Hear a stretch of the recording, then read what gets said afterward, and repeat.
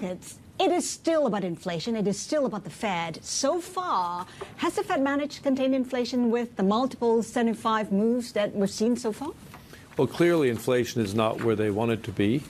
So it's clear where the journey goes. They're going to continue to tighten interest rates and try to get inflation down. I think the real question is at what cost, right? So this is really not about whether they can get inflation down. It's about what the trade-off is of doing that in terms of the cost on the real economy. Let's talk about that cost, that damage, because we have Paul Marshall saying that, the UK pension fund crisis is just the first chip to fall. If we take a look at what may happen, what kind of damage might we see in the months to come? I think the key problem here is that this inflation is caused principally by supply side considerations, by supply forces. And that means you have to really hit the interest rate sensitive part of the economy very hard in order to realign aggregate supply and aggregate demand. So the cost is going to be much higher than you would typically see in a normal business cycle. And that's going to be the challenge. And until the market knows how the Fed's going to deal with this trade-off, or how central banks generally are going to deal with it, I think the market remains on guard and remains unsettled. And what's been priced in from what you're seeing from asset classes right now, the prices we're seeing right now, because we have the likes of Mark Mobius saying that, rates could go as high as 9%. Well, this is sort of the game that every week we seem to be pushing rate expectations higher. At the moment, I would say we're probably looking at a kind of priced-in end rate of somewhere close to 5%. And to the extent that there is uncertainty on that, that's what keeps the market on its toes. And we said earlier that BlackRock sees market recovery longer than other economic downturns. Why is that? Number one, when might that be? When will we see bottom? What might be the trigger? Yeah, the key reason is because this inflation is driven principally, as I said, by supply side forces, and that means the Fed just has to be, or all central banks have to be, that much tougher if they want to get inflation back to 2%. It really means, you need to crush the interest rate sensitive part of the economy if you want to realign this quickly and get back to 2%. And I think this is where the debate is. Is it worth the price of doing that to get inflation back to 2%, or do you at some point have to say the cost is too high and you have to tolerate some inflation while you let the supply side heal? That's the question the Fed will face at some point early next year. And in the meantime, the dollar at 20-year highs, it will remain elevated for quite some time.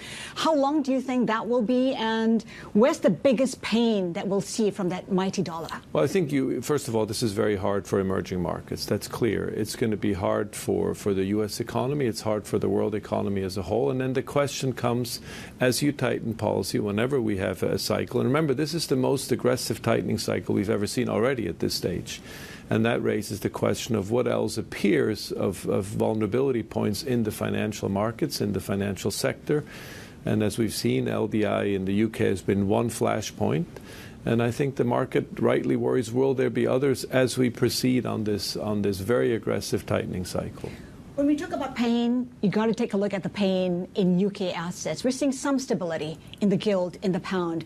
Is the worst over for UK assets?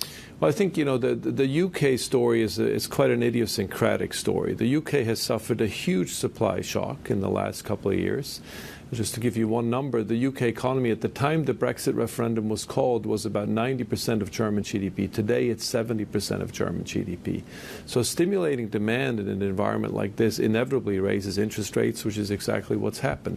They need a growth strategy, but the growth strategy has to come from the structural side to improve structural conditions. You can't just stimulate demand when you have that much of a supply shock that the country has been through. And so I think, with the new policy orientation, hopefully the new chancellor can bring stability back into the marketplace, and then the government can focus on a growth strategy that is focused on the supply side as opposed to simply stimulating demand. Philip, then how do you look at UK assets? There's a credibility issue now, is there not, given the political dog's breakfast that has been Britain in the last fortnight? Yeah, I would look, the United Kingdom has strong institutions, and we're seeing this at play. The Treasury is a very credible institution, and I think the market is now going to look at this new, these budget outlines that are being provided. Clearly, there's an attempt to reestablish long-term fiscal credibility. This is something the UK has enjoyed in recent years. The market got unsettled by this demand-focused stimulus policy.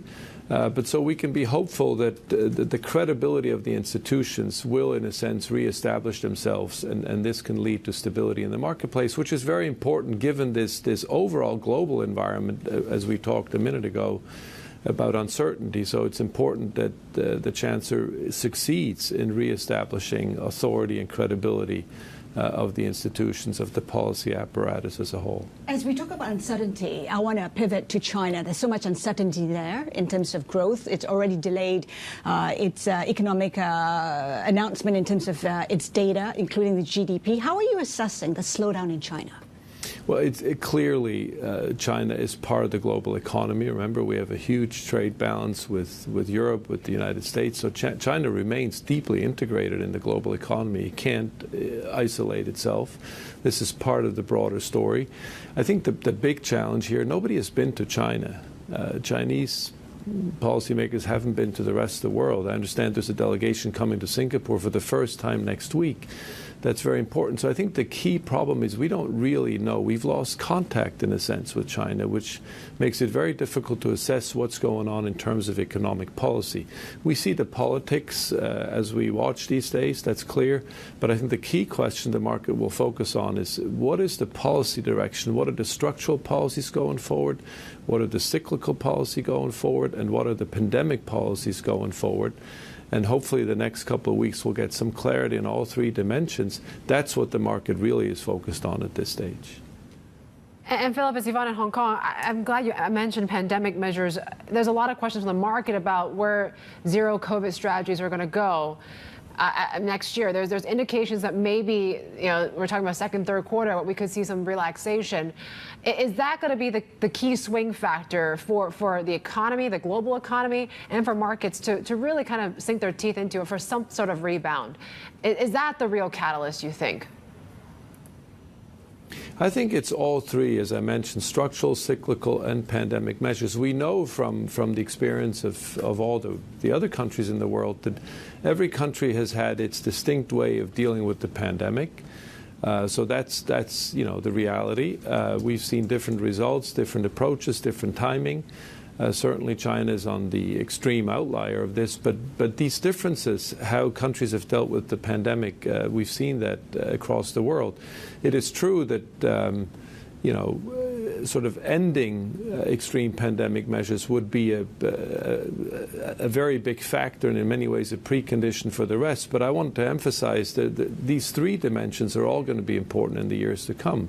What happens on the structural side, what happens on the cyclical side, and what happens on the pandemic side. So I think we really need to have more clarity on all three dimensions going forward to have a full picture of what we can expect from the Chinese economy in terms of contribution to global growth in the years to come. Philip, no shortage of crises, including at Credit Suisse. It is embarking on a strategic review. Why is BlackRock still a shareholder in Credit Suisse? Well, as you know, we have a very large index business. Credit Suisse is still in most indices, and so therefore many of our clients are still invested. I would also say I'm sure many feel this is an attractive level to re-enter. The question comes down to a business model question. I think this is what we've seen across European banking. At the end of the day, if you want to attract investors, you need to have the right business model. And this review, in my mind, is all about clarity on the business model. This is what's been in many ways haunting the European banking sector for quite some time, with some notable exceptions. BNP, I think, is the one that stands out. It's the question on what is the right business model for the European banks going forward. And that, I believe, is going to be the critical question in terms of the review as it gets released. Philip, okay, with Credit Suisse at the moment under a lot of pressure perhaps to spin off certain businesses. I mean, one thing that's being touted at the moment is that they're considering a sale of their US asset management division, who also got their securitized products group. Would BlackRock be interested in a purchase here? We're not going to speculate. I refuse to speculate on this until we actually have the presentation by the CEO in a couple of days' time. And then the market will assess what comes out of it, and so will we. I think, again, the focus is not on intricate details, but what is the basic business model proposition that this review will present. I think that's the key question, and that will be, I believe, the determining factor in terms of how the market views the potential for Credit Suisse have enough capital at this point in time? Is it a sense you're getting? That all depends on what they decide to do, right? This is why I think all the speculation right now is pointless. We should wait and see what they tell us, what their business plan is going forward, and what the business model is for Credit Suisse. I'm convinced this is the uncertainty around the business model that has really been dogging the Credit Suisse, and in many ways it's been the broader issue in European banking. So I look forward to this moment when hopefully we'll get clarity on what the business model is, and then we will see, the market will see what opportunities present themselves. Just one final question before we let you go on ESG. There's been a lot of pushback. What's been the response? Will BlackRock remain committed to clean investment? We are committed to our fiduciary duty. Where we see risks, whether it's interest rate risks or sustainability risks, climate risks, transition risks, we take these risks into account. This has been our principle from the very beginning. We need to underpin all this with a solid analytical research framework and then react where we see risks emanating and risks coming out of these investment strategies. And that's our duty. That's our fiduciary duty. That's what we do on behalf of our clients, and that's what we will always do going forward. Climate risk clearly is a risk for investors, right, and so we'll continue to focus on it.